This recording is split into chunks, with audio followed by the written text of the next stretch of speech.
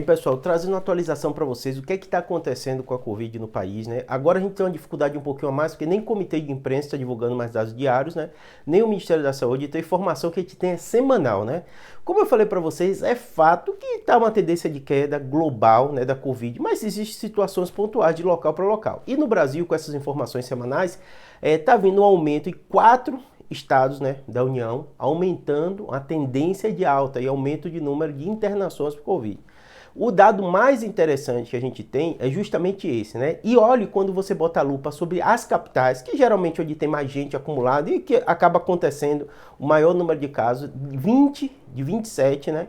Também tendência de alta, né? Então, o cenário que a gente vive no Brasil, né, ainda é o número de alta, né? Lembrando que a gente teve essa inversão de tendência lá no Carnaval e tem se mantido, né? Como eu falei com vocês, né? Lá teve meio uma mini onda que a gente chamou de casos e agora a gente está vendo as consequências nas internações, tudo isso. Né? Lembrando que, apesar dessa crítica que a gente tem, o Ministério parar de fazer um relatório diário como existia antes, né? O Comitê de Imprensa também parou, né? É fato que a gente está vivendo o fim da pandemia, né? O OMS deve declarar em breve, né, o fim da pandemia, né? Então, todas essas altas que estão tendo, que a gente forma para vocês com altas, são altas leves comparadas ao que a gente já viu, né? São 3 anos de pandemia, onde a gente teve picos muito graves, né? Mortes, muitas mortes, né?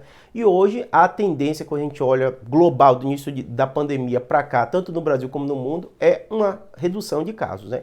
De morte, de tudo isso, né? Com essas pequenas mini ondas que estão chamando agora, como o carnaval que aconteceu aqui no Brasil e outros, né?